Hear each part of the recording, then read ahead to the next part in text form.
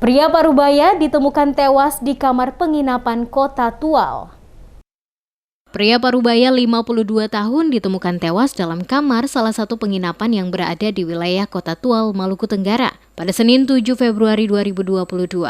Korban ditemukan tewas tergeletak di lantai hanya dengan menggunakan kain sarung. Juanda Retop, pegawai resepsionis pada penginapan tempat korban menginap, sekaligus saksi yang menemukan korban meninggal, kepada tim Demas Media Group menuturkan korban melakukan check-in hanya seorang diri di kamar 102 pada Sabtu 5 Februari 2022, sekitar pukul 11.20 waktu Indonesia Timur. Diceritakan bahwa semenjak check-in, korban hanya melakukan pembayaran untuk hari pertama.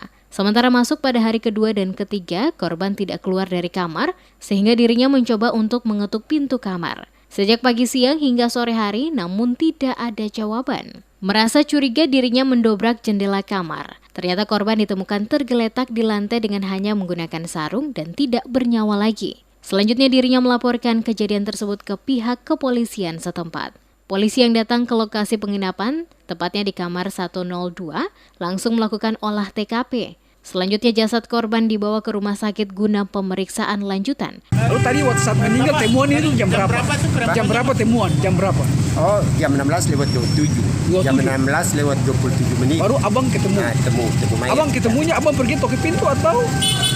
Saya langsung tarik jendela. Tidak ada kecurigaan, Tuki jam 7 pagi, Tuki jam 12 siang. Karena jam 12 siang kan harus pembayaran kamarnya. Tapi tidak ada suara-suara. Terus jam 16:27 langsung jendelanya saya dobrak. Saya punya hak. Sementara itu, Kapolres Tual, Dax Emanuela Manuputi, saat memberikan keterangan menjelaskan, sekitar pukul 16.30, polisi menerima laporan dari pekerja pada penginapan yang menjadi tempat ditemukannya korban. Selanjutnya, polisi membawa korban ke rumah sakit untuk menjalani pemeriksaan oleh dokter, dan dari hasil pemeriksaan tidak ditemukan ada tanda-tanda kekerasan pada tubuh korban. Dan dugaan sementara korban tewas akibat penyakit yang diderita. Polisi berencana melakukan otopsi untuk mendalami penyebab korban meninggal. Namun pihak keluarga merasa keberatan dan meminta agar korban dibawa pulang ke rumah. Sesuai keterangan yang disampaikan keluarga korban, bahwa yang bersangkutan menderita penyakit sesak nafas. Jadi kemungkinan kemarin juga kita sudah konfirmasi juga kepada pihak korban di SBT.